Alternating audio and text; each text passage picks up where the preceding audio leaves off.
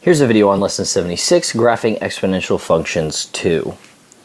Now, this is a short little lesson that we did on how to use your calculator to graph exponential functions and what are some attributes of them. Now, our crutch here is going to be, we're going to lean on the calculator a lot. So we're going to graph these by hitting y equals, typing in the function, and then hitting second graph to go to the table. So I'm going to start off with our first one, example 1, y equals 4 to the x.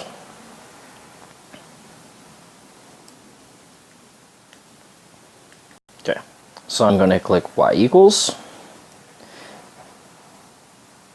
I'm going to type in 4 raised to the x power.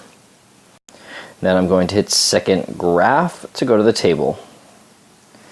Now, if I want to graph this, I'm really only interested in the values that seem sort of nice and clean, that'll be easy to graph. So I'm looking at this range here, -1 and upward.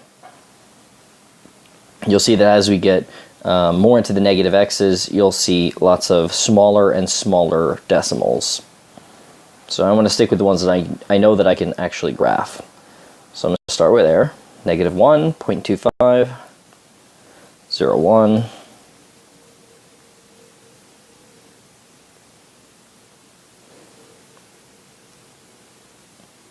1.4, and 2.16. Now if I plot those on my graph, here's what they look like. -1 is around here, 0.25. 0 is at 1. 1 is at 4.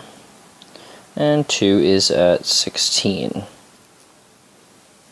So on the right hand side, it's really easy to see what this looks like. If we start from here, it looks sort of like this. It grows up really fast. So we're more interested in what's going on the left hand side. So as I go left, does it go down? Does it go up? Does it go straight? What does it keep doing?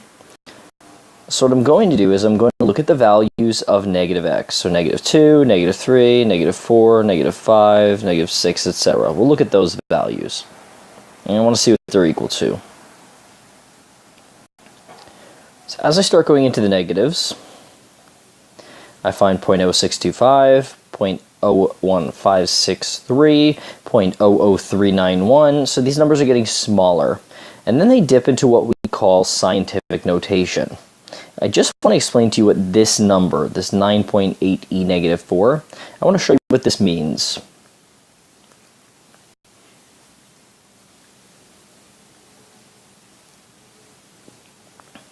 (9.8 e -4)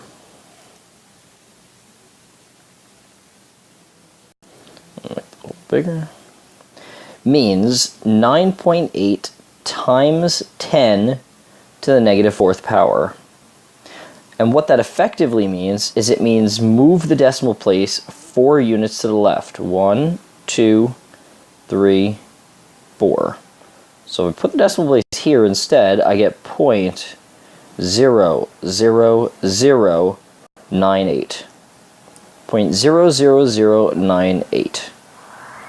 That is what 9.8 e -4 means. So as I add the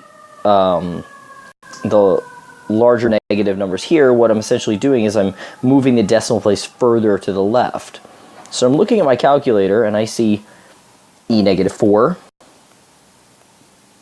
e -5, 6, -7, -8. I can see that these numbers are getting smaller and smaller, but they never go negative.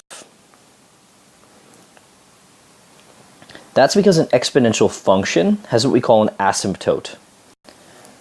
An asymptote is a line that the equation does not cross, that it approaches but does not cross. I'm going to make the same color as the rest of the graph. Okay, better.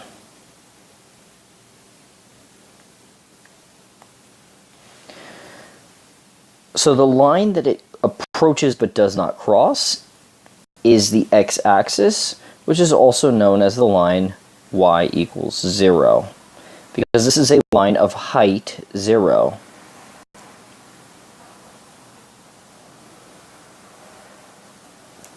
So the equation of the asymptote It is the x-axis, but the equation is y equals 0. And if we want to find 3 points on this function's inverse, all we have to do is take some of these points over here and flip them.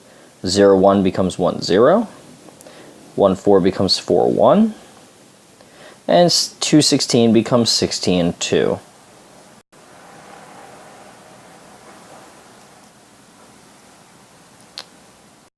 Now I'll wait a second while you replicate those results for question number 2. Pause right now and complete 2 on your own. If you're watching this, I assume that you've already graphed question 2, and you want to know if you're correct. If you want to get the methodology down, go back to the previous question and watch that again. So this is going to go through here at 1/2, at 1/4. It's going to go through at 2, at 4, at 8, and at 16. So the function looks like this. To the best of my limited drawing ability. Just going to go up like that on the right. And the left is going to come down here. And if you look at the table, you'll find the same thing that I said before, that it never goes negative, it stops at that line. So the equation of the asymptote is y equals 0. You can pick any of these points, there are a bunch of them in here. Pick any of those and you can flip them to make the inverses. The only one of these that is interesting, in that it is different, is question number 5. In question number 5, we noted that the asymptote is defined by the vertical shift. So this function has a +2 on the end. That moves the function up 2 units. If it moves the function up 2 units, it also moves its asymptote up 2 units. So its asymptote is now y equals +2. And if you graph the points, here's what you would get.